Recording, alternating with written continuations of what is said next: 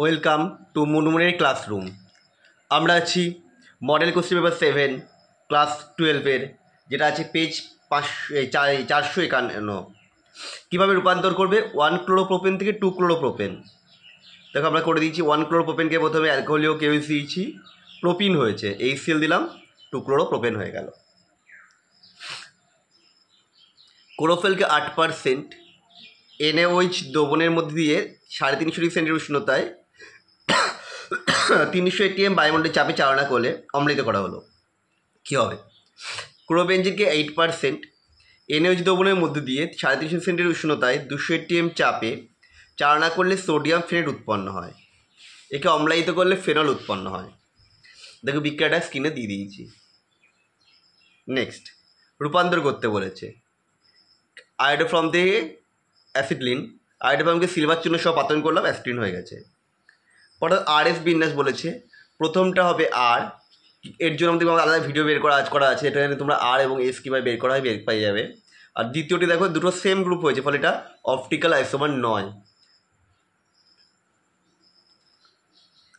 আবার দেখো রূপান্তর দিয়েছে প্রোপানোয়িক অ্যাসিড থেকে 2 ব্রোমো ইথেন বা ব্রোমো ইথেন। প্রথমে দিলাম, HOH দিলাম, সিলভার প্রোপানোয়েট, তাকে ব্রোমিন কি CCl4 দিলাম, তাহলে ব্রোমো ইথেন হয়ে গেছে। এ থেকে শনাক্ত করতে বলেছে।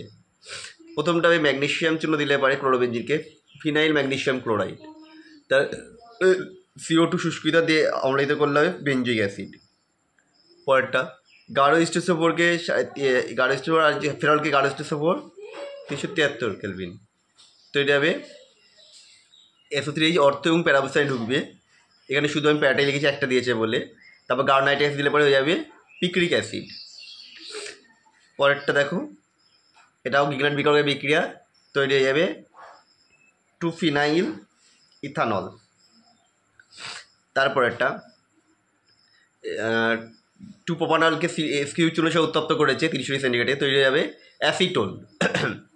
এ থেকে এবি শনাক্ত হতে যাওয়ার প্রথমটা হবে ডাইজিয়াম সল্টের বিক্রিয়া, ডায়াজো অ্যামিনো বেঞ্জিন, হলুদ বর্ণের হয় এটা। আর তারপরটা হবে হচ্ছে বেঞ্জিন, H3PO4 PO2 আর জল দিলে। গ্যাটারম্যান বিক্রিয়া উদাহরণ চেয়েছে। এটা হচ্ছে বেঞ্জিন ডাইজিয়াম ক্লোরাইডকে CU চূর্ণ সহ হিট করেছি, তৈরি হচ্ছে ক্লোরোবেনজিন প্লাস নাইট্রোজেন। অ্যানিল অপেক্ষা মিথাইল অ্যামিন বেশি ক্ষারীয় কেন? অ্যানিল ও মিথাইল অ্যামিনে N পরমাণুর ওপর এক জোড়া করে নিঃসঙ্গ ইলেকট্রন জোড় বর্তমান, যা অন্যকে দান করতে পারে, ফলে ক্ষারীয় ধর্ম প্রদর্শন করে। অ্যানিলে NH2 গ্রুপের নাইট্রোজেনের ওপর বর্তমান নিঃসঙ্গ ইলেকট্রন জোড় বেঞ্জিন বলয়ের সঙ্গে রেজোনেন্সে অংশগ্রহণ করে, ফলে এদের ইলেকট্রন জোড়ের লভ্যতা হ্রাস পায়, তাই ক্ষারকীয়তা কম হয়। অপরদিকে CH3 গ্রুপের +I প্রভাবের দরুন ইথাইল অ্যামিনে N পরমাণুর উপর ইলেকট্রন ঘনত্ব বেশি হয়, ফলে নিঃসরণীয় দানের প্রবণতা বেশি হয়, তাই ক্ষারকীয়তা অ্যানিলিন অপেক্ষা বেশি হয়। পরেরটা দেখো, রূপান্তর করতে হচ্ছে অ্যানিলিন থেকে নাইট্রোবেনজিন। এক ধাপে করেছি, CF3C+H দিয়ে দিয়েছি, অ্যানিলিন থেকে নাইট্রোবেনজিন হয়ে গেছে। নাইট্রোবেনজিন থেকে বেনজোইক অ্যাসিড। নাইট্রোবেনজিন প্রথমে 3 HCl দিলাম, অ্যানিলিন হলো। তারপর ওখানে ডায়াজিনাম সল্টে গেলাম, তাকে CuCN দিলাম, সায়ানোবেনজিন হলো। তারপরে লঘু অ্যাসিড দিয়েছে HCl, তৈরি হয়ে গেছে বেনজোইক অ্যাসিড। DNA মোনোমারের পার্থক্য দেখো, পেন্টোজ শিকার হিসেবে ডিএনএতে থাকছে হচ্ছে ডিঅক্সিরাইবোজ, RNAতে থাকছে রাইবোজ।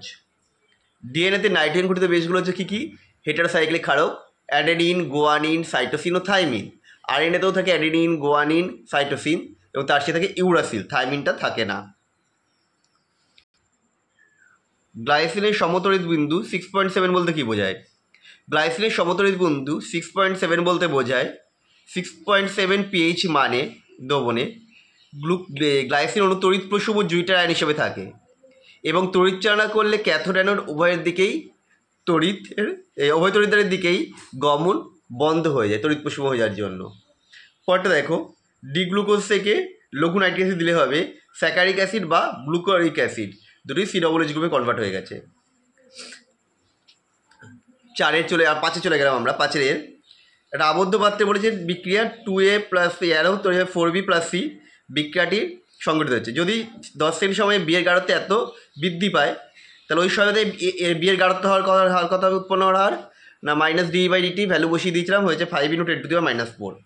এর অন্তর্নিহিত হওয়ার হার কি, minus dA by dt equal to হবে 2/4 ডি বাই ডিটি, সেটা করলে আসছে 2.5 10⁻⁴। বিক্রির হার হাফ ডিএ বাই ডিটি, এটা করলে আসছে 1.25 10⁻⁴ মোল লিটার ইনভার্স সেকেন্ড ইনভার্স। আজকে আমাদের ভিডিওটা এইটুকুই। কেমন লাগলো অবশ্যই কমেন্ট করে জানাও। আবার দেখা হবে নেক্সট ভিডিওতে।